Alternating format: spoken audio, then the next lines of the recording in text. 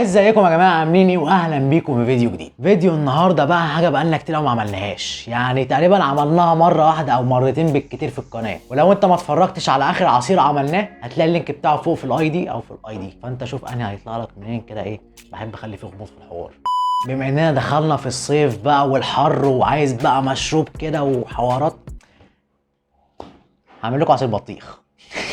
انت بتقول عشان ايه الانبهار ده؟ هتقول لي ازاي يعني عصير بطيخ؟ هقول لك مين فينا في الصيف ما بيجيبش بطيخ في البيت؟ حته مثلا بقالها اسبوع في التلاجة قربت تبوظ، حته انت مش حابب تاكلها، اللي هي ايه، مش مسكره كده مش هتعرف تاكلها عادي، فاهم؟ نعملها لكم عصير بقى، نعمل لكم، هبدا نطلع لكم عصير عظمه. بس قبل ما نبدا انزل اعمل لايك وسبسكرايب. تضربهم احسن يا اسطى.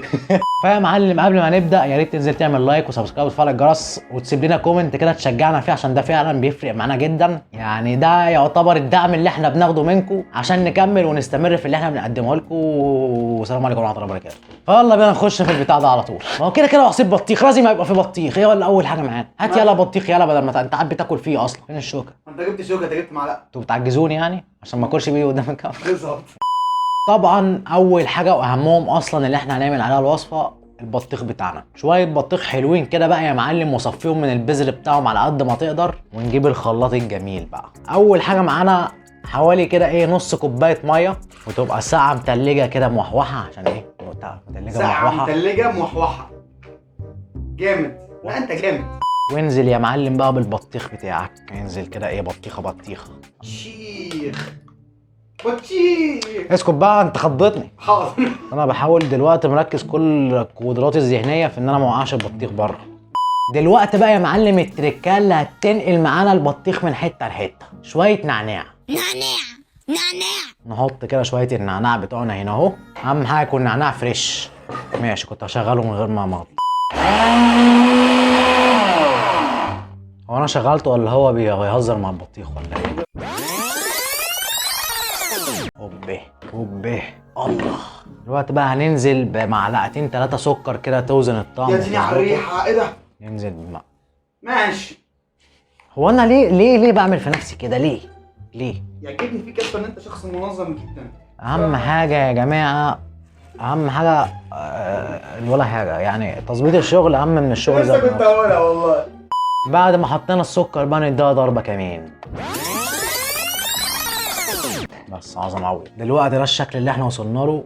اول لما فتحنا الخلاط اصلا ريحه النعناع ضربت في المكان كله. هنصفي بقى العصير باي مصفى عندنا، كوبايه على طول. ده احنا هنقعد سنه على ما طبعا فادي من هواة جلد النفس، فجايب اصغر يعني مصفى اصغر من حياته كلها عشان يصفي فيها. هو ده عذاب جلد النفس فعلا. ده حقيقه، انا كان المفروض اجيب مصفى اكبر. اصلا هتعمل ايه؟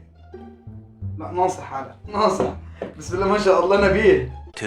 2000 years later. بقول لك ايه، قوم هات مصفى. نشربها ببذرها. يلا يا باب زرع. يلا. مش ناقصه هي شارع اطفال. وبعد تفكير كبير مننا اكتشفت ان انا مكسل اقوم اجيب مصفى كبيره، فاحنا هنشربه ببذره. بس انت هتعملش زينا، انت صفيه. انا هشربه ببذره عشان انا مش قادر، ده انا عرقت وانا بصفيه حصل. ومكسل اقوم اجيب مصفى كبيره. اصلا تحس ان هو سموزي اصلا. جه وقت بقى ان احنا ندوق ونشوف يا ترى بطيخ مع النعناع يجوز ولا لا يجوز. فاحنا ندوق ونشوف ايه الكلام. امسك كوبايتك. جيب مي ديس يا برو. لازم اجي عندك؟ جيب مي ديس يا برو. يلا روح مكانك تاني بقى. حسبي الله ونعم الوكيل. الله. هنا بقى نحط حصل. لا طعم جامد الصراحه. لا جامد بجد. بس كده فيديو النهارده هيكون خلص. اتمنى الفيديو كان عجبكم، ولو الفيديو عجبك ما تنساش تنزل تعمل لايك وسبسكرايب وتفعل الجرس عشان يوصلك كل هبده جديده مننا. وكالعاده بقى يا معلم، لو انت عندك هبده جديده، افتكاسه، تجربه فاشله وخايف تجربها عشان هتولع في نفسك وفي بيتك، انزل سيبها لي تحت في الكومنتس او ابعت لي على رسائل الانستا، هتلاقي اللينك تحت في الديسكربشن برضو. وانا هولع في نفسي وفي بيتي وفي سيزون الفوتوغرافر عشانك انت. ونشوفكم الفيديو الجاي. سلام.